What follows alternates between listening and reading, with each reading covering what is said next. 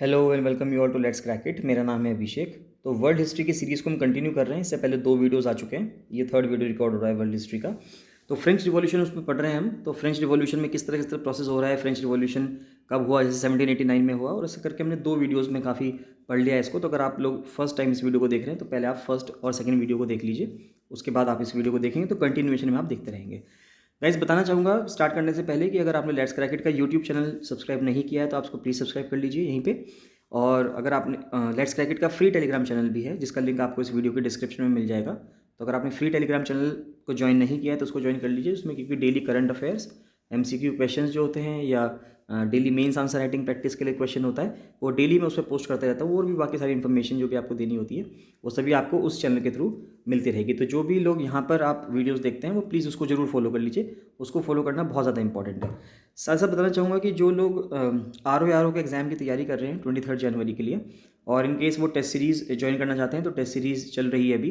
तो अभी कुछ दिन बचे हुए हैं, तो वो टेस्ट सीरीज़ ज्वाइन कर सकते हैं। और उसका काफ़ी उसका जो उनको बेनिफिट होगा वो महसूस होगा जब वो एग्ज़ाम लिख रहे होंगे ऑन 23 जनवरी। तो अगर आपको टेस्ट सीरीज़ ज्वाइन करनी है, या कुछ स्टूडेंट्स हैं जिनको सिर्फ PDF चाहिए, तो वो मुझे 7665804421 पर कॉल या मैसेज कर सकते हैं, और अपने जो जो भी उनकी डाउट्स होंगे वो सब क्लियर कर सकते हैं। चलिए, तो बात करते हैं रीडिंग पॉलिटिकल सिम्बल्स की। तो पॉलिटिकल सिंबल्स की देखिए ज़रूरत क्यों पड़ती है। सिंबल्स की ज़रूरत इसलिए पड़ती है क्योंकि सभी लोग पढ़े लिखे नहीं होते सोसाइटी के अंदर।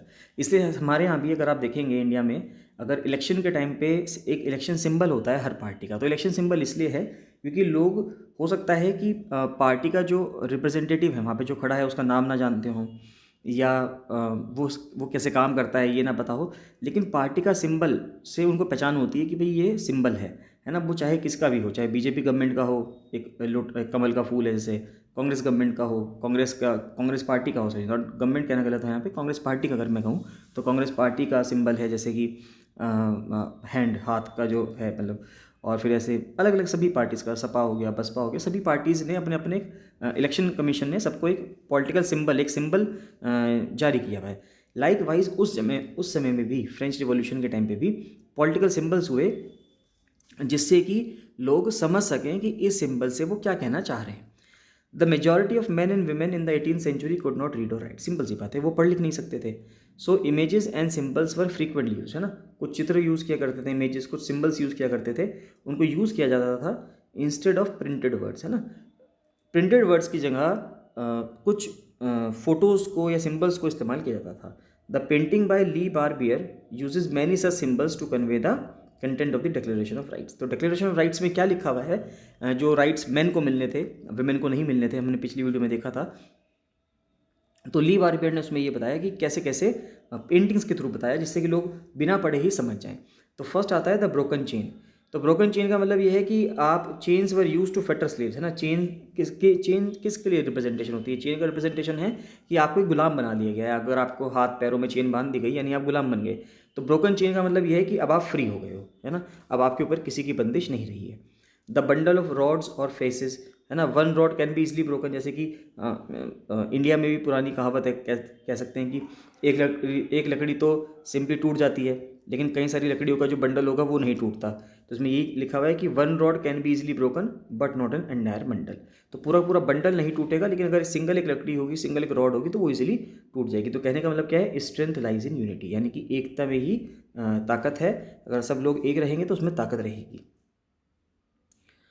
The I with in a triangle radiating light, है ना, कि the I with in a triangle, यानी कि एक ट्रायंगल है और एक ट्रायंगल के अंदर एक आंख बना दी गई है ना। अगर मैं ऐसे एक आंख बना दूं इस ट्रायंगल के अंदर, और यहाँ से लाइट निकल रही है ना, चारों तरफ से प्रकाश निकल रहा है, एक तरीके से आप ये कह सकते हो। तो उसका क्या मतलब हुआ, the all seeing I stands for knowledge. तो इस आई का मतलब क्या है कि वो नॉलेज को रिप्रेजेंट करती है। The rays of the sun will drive away the clouds of ignorance. तो यानी जिन लोगों में इग्नोरेंस है ना, अज्ञानता है, उसको दूर भगाने के लिए ये आंख से जो निकल रही है रोशनी, वो इसका प्रतीक है।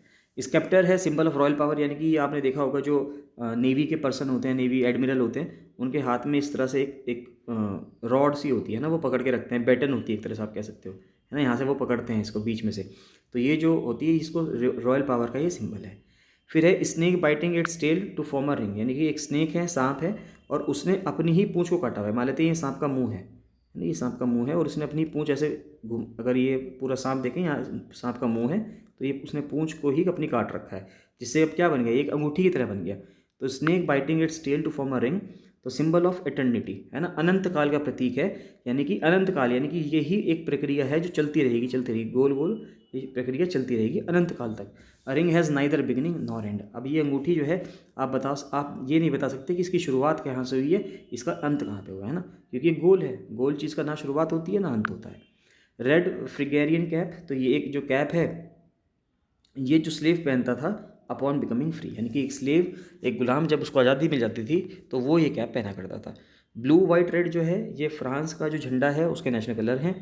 विंग्ड वुमेन, यानी कि एक औरत है उसको पंख लग गए हैं, यानी कि पर्सोनिफिकेशन ऑफ द लॉ, यानी कि लॉ का पर्सोनिफिकेशन कर दिया, यानी कि एक ऐसी औरत, एक ऐसी लेडी जिसको पंख लगे हुए हैं और वो अब आज़ाद है ना, वो कानून के तहत है, और वहाँ पे जो भी कार्य होगा वो कानून के तहत होगा, तो विंग्ड वुमेन उसको रिप्रेजेंट करेगी। लॉ टैबलेट क्या है, the law is the same for all, है ना, एक किताब की तरह हो गया, यानी कि एक किताब की तरह हो गया, आप देख सकते हो कि यहाँ पे ऐसे एक किताब हो गई है ना, लॉ टैबलेट के रूप में। तो एक लॉ जो है वो सबके लिए समान है और सभी लोग लॉ के सामने समान है ना, लॉ सबके लिए समान है और सभी लॉ के सामने भी समान है, यानी ऐसा नहीं है कि अगर कोई अमीर होगा तो लॉ उसके लिए अलग होगा, जो गरीब होगा लॉ उसके लिए अलग होगा, ऐसा नहीं होगा, चाहे वो अमीर हो चाहे वो गरीब हो, लॉ सबके लिए समान है और सब लॉ के सामने भी समान है। नेक्स्ट आता है France abolishes monarchy and becomes a Republic.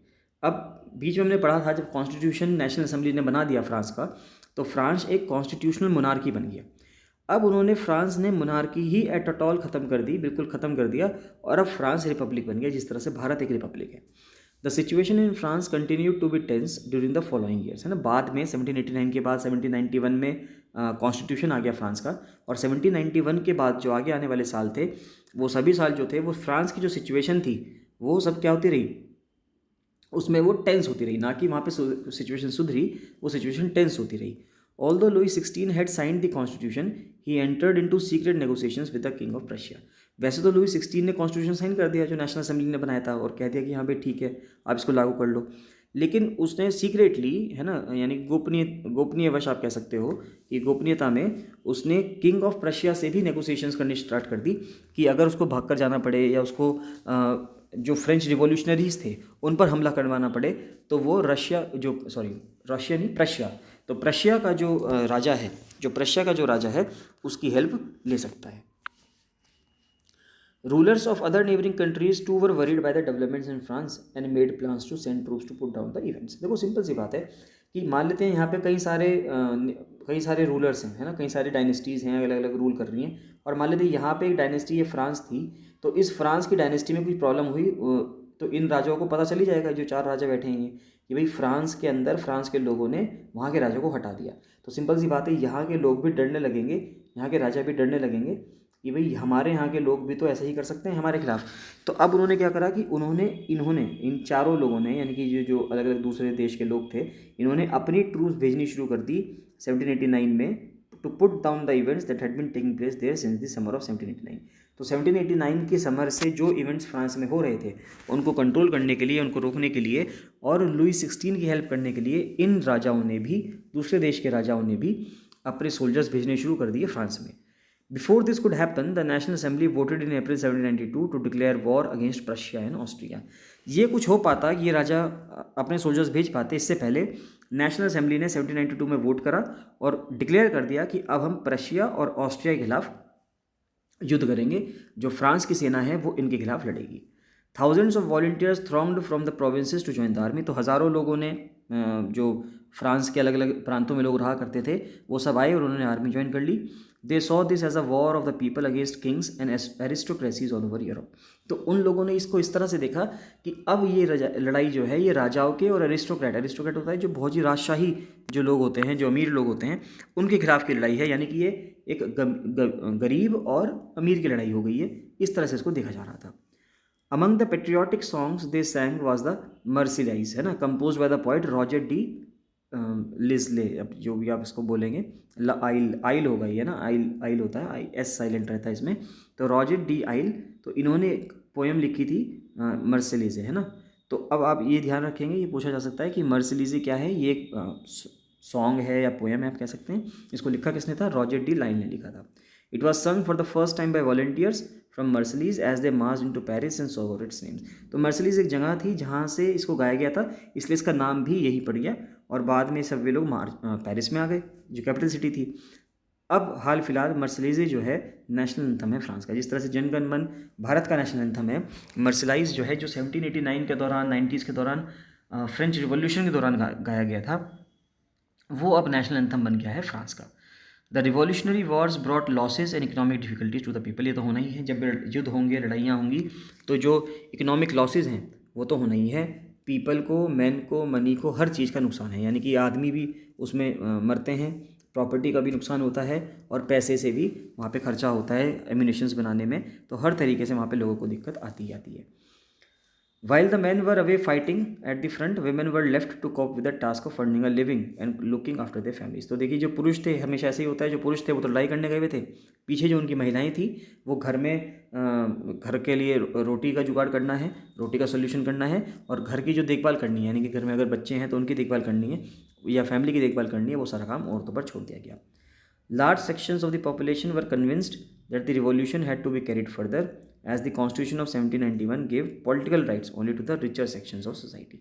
तो देखिए, बहुत बड़ी समुदाय जो था पॉपुलेशन का, उसका कहना ये था कि जो 1791 का कॉन्स्टिट्यूशन है उसने सिर्फ पॉलिटिकल राइट्स बड़े आदमी को ही दिया है, रिचर सेक्शंस को दिया है, नॉर्मल सोसाइटी को नहीं मिला।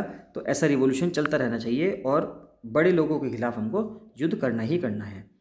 Political clubs became an important rallying point for people who wish to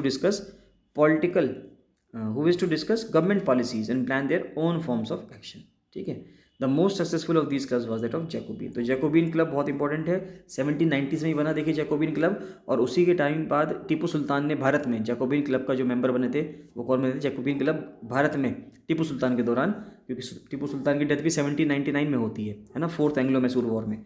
तो आप उससे रिलेट कर सकते हैं कि जो वहाँ पर चल रहा था फ्रांस में उस टाइम पे जो चल रहा था, वो इंडिया में उसका क्या चल रहा था, इंडिया में टीपू सुल्तान ने उसको किया था। तो देखिए किस तरह से एक वर्ल्ड हिस्ट्री इंडियन हिस्ट्री से आप कह सकते हैं कनेक्ट होती है, इसलिए दोनों को करेक्शन में पढ़ना बहुत ज़रूरी है।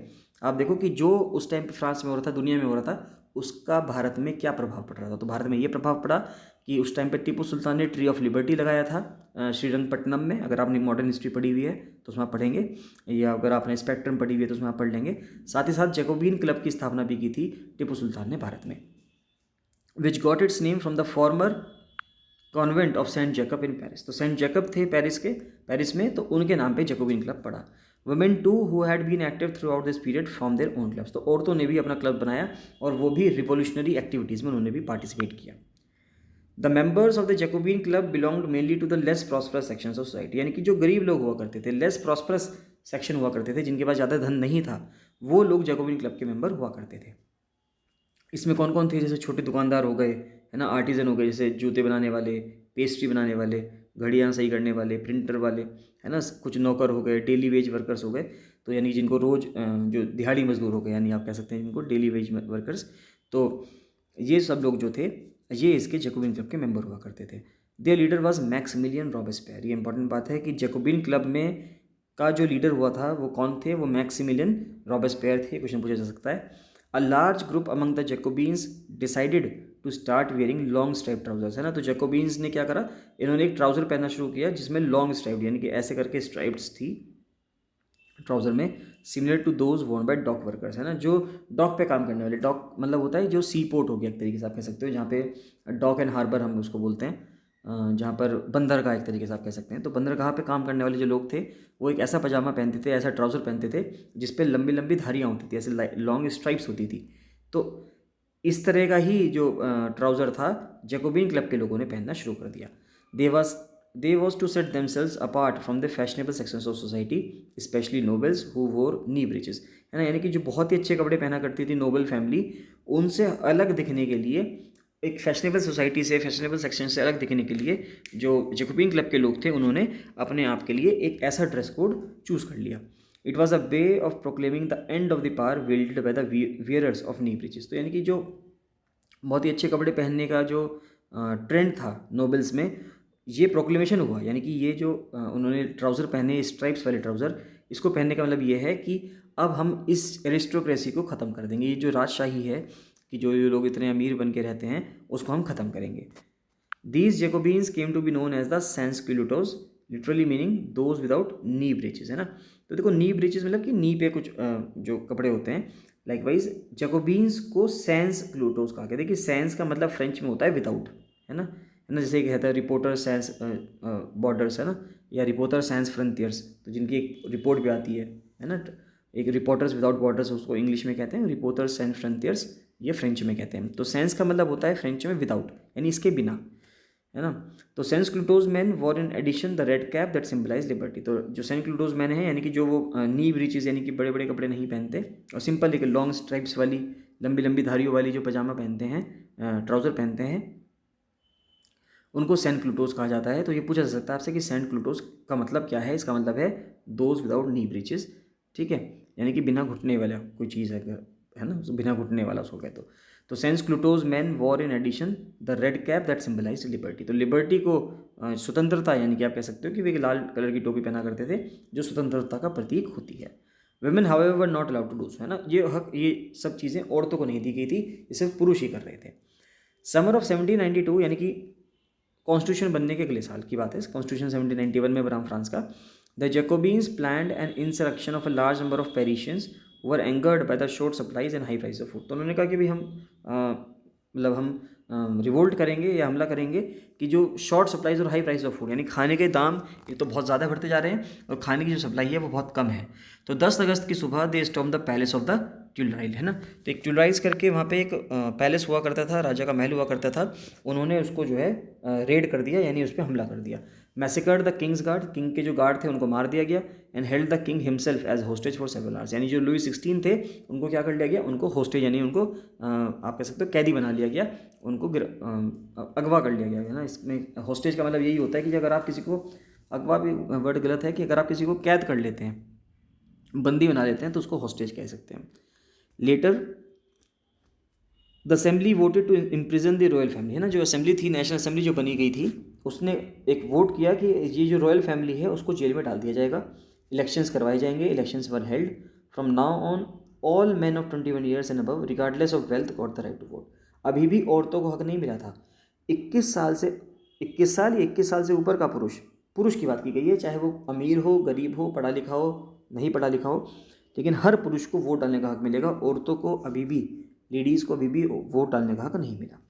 Newly elected assembly was called the convention, है ना। उन्होंने कन्वेंशन बुलाया 21 सितंबर 1792 को। It abolished the monarchy, important date है, 21 सितंबर 1792 को मोनार्की को अबॉलिश कर दिया गया और फ्रांस को रिपब्लिक डिक्लेयर कर दिया गया। ये तो डेट बहुत इंपॉर्टेंट है, क्वेश्चन पूछा जा सकता है कि फ्रांस को किस तारीख को रिपब्लिक घोषित किया गया था। वर्ल्ड हिस्ट्री का बहुत इंपॉर्टेंट सवाल बन सकता है। 21 सितंबर 1792 को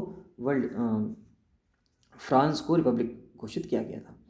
एक रिपब्लिक, आपको पता ही है कि एक रिपब्लिक एक वैसी फॉर्म ऑफ गवर्नमेंट होती है where the people elect the government including the head of the government, यानी जो सरकार का हेड है, या अगर मैं भारत की बात कहूँ तो भारत में जो सर्वोच्च पद है प्रेसिडेंट ऑफ इंडिया का, वो एक आम आदमी के लिए खुला है, उसको कोई भी ग्रहण कर सकता है। ऐसा नहीं है कि कोई पर्टिकुलर फैमिली के पर्सन ही प्रेसिडेंट बनेगा। There is no hereditary monarchy, अब कोई हेरिडिटरी मोनार्की नहीं है। ऐसा नहीं है कि जो उस टाइम पे प्रेसिडेंट हैं उनके बेटे या उनके ही फैमिली मेंबर प्रेसिडेंट बनेंगे, ऐसा कुछ नहीं है, कोई भी प्रेसिडेंट बन सकता है। रिपब्लिक का मतलब ये होता है there is no hereditary monarchy, यानी कोई मोनार्की का सिस्टम नहीं है और ना ही कोई हेरिडेशन का सिस्टम है कि अगर राजा है तो राजा का बेटा फिर राजा बनेगा, वो कोई सिस्टम अब नहीं रहा। Louis 16 was sentenced to death by a court on the charge of treason, यानी कि धोखाधड़ी के केस में या राजद्रोह के केस में, जो राजद्रोह हुआ यानी आपने अपने देश के साथ राजद्रोह कर लिया, तो उसके केस में लुई 16 को मौत की सज़ा सुना दी गई। 21 जनवरी 1793 को he was executed publicly at the Place de la Concorde. तो प्लेस डी ला कॉनकॉर्ड में उनको पब्लिकली उनको मार दिया गया। क्वीन मैरी एंटोनेटे को भी कुछ टाइम बाद ऐसे ही पब्लिकली मार दिया गया। फिर आती है बात रेन ऑफ टेरर, यानी एक आतंक का राज रहा कुछ टाइम तक फिर फ्रांस में। The period from 1793 to 1794 is referred to as the reign of terror, यानी कि जो 2 साल का समय था या 1 साल का समय था 1793 से 1794 तक, इसको वहाँ पर आतंक का शासन या रेन ऑफ टेरर कहा जाता है। रॉबेस्पायर, यानी कि जो जैकोबिन क्लब का हेड था, तो Robespierre followed a policy of severe control and punishment. तो जो मैकमिलन रॉबेस्पायर थे, इन्होंने एक पॉलिसी अपनाई सीवियर कंट्रोल, यानी बहुत ज़्यादा तरीके से कंट्रोल करेंगे, बहुत बड़े लेवल से कंट्रोल करेंगे और बहुत ही ज़्यादा पनिशमेंट भी देंगे, यानी अगर कोई गलती, थोड़ी सी भी गलती करेगा तो उस पर्सन को पनिशमेंट दिया जाएगा। All those whom he saw as being enemies of the republic, यानी कि ex nobles, clergy, members of other political parties, even member of his own party did not agree with his methods, were arrested, imprisoned and then tried by a revolutionary tribunal. देखिए वो सभी लोग जो उसको लगता था, यानी कि रॉबेस्पायर को जो लगता था कि वो रिपब्लिक के या वो उसकी थॉट के खिलाफ है, रॉबेस्पायर की सोच के खिलाफ है, उनका कहना यह था कि जो भी एनिमी है रिपब्लिक के, है ना, जैसे कि जितने भी पुराने नोबल्स थे, क्लर्जी के मेंबर थे, यानी कि जो पादरी लोग थे, दूसरी पॉलिटिकल पार्टीज़ के मेंबर थे, या उसकी खुद की पार्टी के मेंबर जो उसके तरीक़ों से सहमति नहीं रखते थे, वो उन सबको समझता था कि ये रिपब्लिक के खिलाफ है, और वो उन सबको क्या करवा रहा था, उन सब के खिलाफ केस चलवाता था, उन सबको सजा दिलवा देता था। If the court found them guilty they were guillotined. तो गिलेटिन का मतलब क्या होता है? गिलेटिन का मतलब होता है सर कलम कर देना, यानी किसी पर्सन का सिर काट देना, उसको गिलेटिन बोला जाता है। The guillotine is a device consisting of 2 poles and a blade with which a person is beheaded, यानी जिससे कि किसी पर्सन का सिर कलम कर दिया जाए, सिर काट दिया जाए, उस प्रोसेस को हम क्या बोलते हैं? गिलेटिन बोलते हैं। ये जो गिलेटिन है, ये डॉक्टर गुलेटिन एक पर्सन थे, उनके नाम पर इसको रखा गया है। Robespierre's government issued laws placing a maximum ceiling on wages and prices. तो रॉबेस्पायर की गवर्नमेंट ने एक कानून बनाया जिसमें ये कहा गया कि जो वेजेस हैं, यानी किसी पर्सन को जो सैलरी मिलती है, तनख्वाह मिलती है, और जो प्राइस हैं किसी भी चीज़ के, खाने की चीज़ों के, है ना, जो भी गुड्स मिलते हैं वहाँ पे, तो उन सब के प्राइसेस के ऊपर एक लिमिट रहेगी। ऐसा नहीं है किसी भी चीज़ की कीमत आप कितनी भी कर सकते हैं। Meat and bread were rationed, meat और ब्रेड को राशन किया गया, यानी कि राशन का मतलब होता है कि सस्ते दरों पर दिया गया। Peasants were forced to transport their grain to the cities and sell it at prices fixed by the government। तो जो किसान लोग थे उनको मजबूर किया गया कि भाई आप अपना जो ग्रेन है, जो आपने उगाया था, अपने यहाँ अपने स्टोर करके रख रखा है, उसको शहरों में लेके आइए, और उसको जो सरकार ने, यानी कि रॉबेस्पायर ने जो पैसे फिक्स किए हैं, उसी पैसों पर इसको बेचिए। The use of more expensive white floor was forbidden, यानी कि जो मोर एक्सपेंसिव वाइट फ्लोर, यानी कि जो मैदा था, है ना, उसका जो यूज़ था उसको मना कर दिया गया कि वो क्योंकि महंगा है तो उसको यूज़ नहीं करना है। All citizens were required to eat the pain equality, यानी कि equality bread, a loaf made of whole wheat, यानी कि जो अनाज से, शुद्ध अनाज से, होल व्हीट से जो रोटी बनेगी, एक लोफ बनेगा ब्रेड का, सभी लोगों को वही खाना है। अगर कोई पर्सन चाहे कि मैं कुछ और खा लूँ तो वो नहीं खा सकता। इस तरह का फरमान वहाँ पे सुना दिया गया by Robespierre. Equality was also sought to be practised through forms of speech and address. तो बोलने में भी इक्वलिटी लाने का प्रयास किया गया रॉबेस्पायर के द्वारा। जो ट्रेडिशनली वहाँ पर जो सर और मैडम बोला करते थे, उसकी जगह सभी लोगों को सिटीजन बोलना शुरू कर दिया। यानी सर का मतलब होता था वहाँ पे मॉन्सियर, और मैडम यानी कि मैडम। तो अब सर और मैडम को यूज़ नहीं किया जाएगा फ्रांस में, अब यूज़ किया जाएगा सिटोयन एंड सिटोयनी। तो सिटोयन मतलब मेल सिटीजन और सिटोयनी मतलब फीमेल सिटीजन।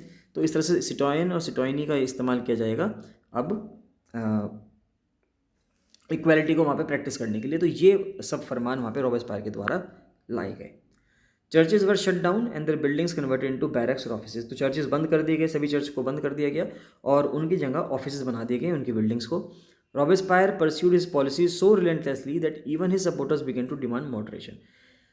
रॉबेस्पायर अपनी पॉलिसीज़ को इतनी तेज़ी से और इस तरह से रूथलेसली, आप कह सकते हो कि यानी कि बहुत ही डिक्टेटरशिप वाइज, यानी कि, है ना, तो डिक्टेटरशिप वाइज वो फॉलो कर रहा था कि उसके जो खुद के सपोर्टर्स थे उन्होंने भी अब उसका साथ देना बंद कर दिया। यानी वे भी चाह रहे थे कि थोड़ा इजीली काम हो, इतनी जो डिक्टेटरशिप में अगर आप काम करेंगे, डिक्टेट की तरह काम करेंगे, वो काम नहीं होना चाहिए।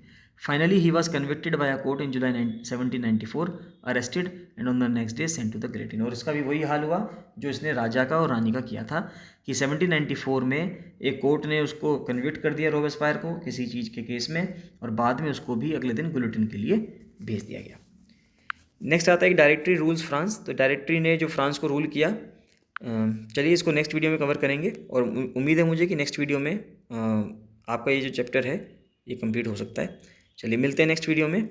तो अगर आपको ये वीडियो पसंद आई है तो आप इसको लाइक ज़रूर कर दीजिएगा और शेयर भी कर दीजिएगा। जो स्टूडेंट्स जिनको नहीं पता है, अगर आप उनको जानते हैं तो आप उनको स्टूडेंट्स को शेयर कर दीजिएगा, जिससे ये जो नॉलेज है काफ़ी लोगों में फैले, और 23 को जो एग्ज़ाम होने वाला है उनको काफ़ी स्टूडेंट्स को इसकी हेल्प हो। और बताना चाहूँगा कि बस आप जो टेलीग्राम चैनल है उसको जरूर सब्सक्राइब कर लीजिएगा, उसको जरूर ज्वाइन कर लीजिएगा, जिससे कि सारे नोटिफिकेशंस आपको वहाँ पे मिलते रहें। और चैनल अगर आपने सब्सक्राइब नहीं किया तो उसको भी सब सब्सक्राइब कर लीजिएगा। चलिए, thank you and bye bye.